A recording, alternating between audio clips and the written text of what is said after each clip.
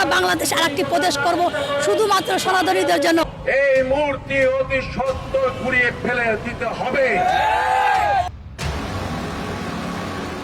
রামের মূর্তি অবমাননার অভিযোগে কেন্দ্র করে দেশের বিভিন্ন স্থানে প্রতিবাদ ও বিক্ষোভ কর্মসূচি পালন করা হয়েছে। সনাতন ধর্মাবলম্বীরাও এই ঘটনার প্রতিবাদ মশাল মিছিল বের করেন। বিক্ষোভকারীরা ঘটনার সুষ্ঠু তদন্ত, জড়িতদের শনাক্ত করে আইনগত ব্যবস্থা নেওয়ার দাবি জানান। মৌলবাদীরা জঙ্গিদেরকে আমি হুঁশিয়ারি করে দিতে চাচ্ছি, আপনারা সময় থাকতে সাবধান হন, না হলে আমরা তীব্র আন্দোলন গড়ে তুলব। আমাদের বাংলাদেশে শ্রীরামচন্দ্রের প্রতিমা নির্মাণ হবে, তাদের হুঁশিয়ারি করে দিতে চাই।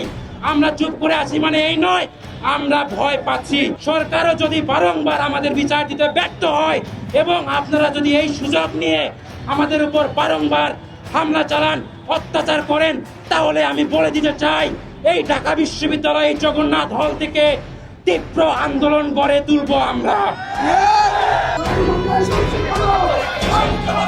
এদিকে প্রকাশ্য মূর্তি স্থাপন ও ধর্মীয় প্রতীক নিয়ে রাজনৈতিক বিতর্কের অবসান চেয়ে খেলাফত আন্দোলনের পক্ষ থেকেও বিক্ষোভ কর্মসূচি পালিত হয়েছে।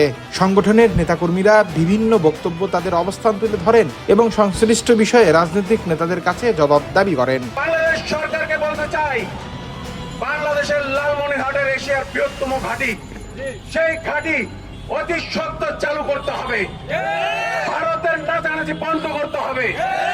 এই ঘাঁটি চালু হলে ভারত মোতাও বন্ধ করে দেবে।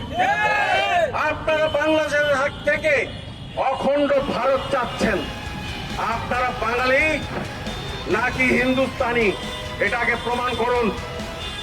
আপনারা যে কথা বলছেন অখণ্ড ভারত চান, অখণ্ড ভারতই হবে।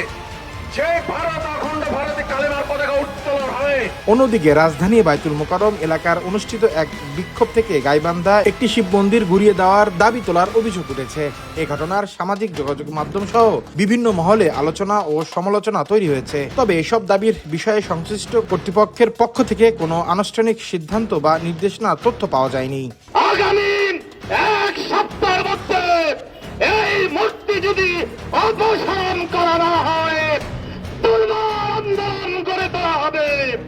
প্রয়োজনে গাইবান্ধা অভিমুখে লঙ্ঘন কর্মসূচি হেফাজতে ইসলাম সহ সমস্ত ইসলামী দলগুলো ঐক্যবদ্ধ হয়ে ঘোষণা করবে ইনশাআল্লাহ।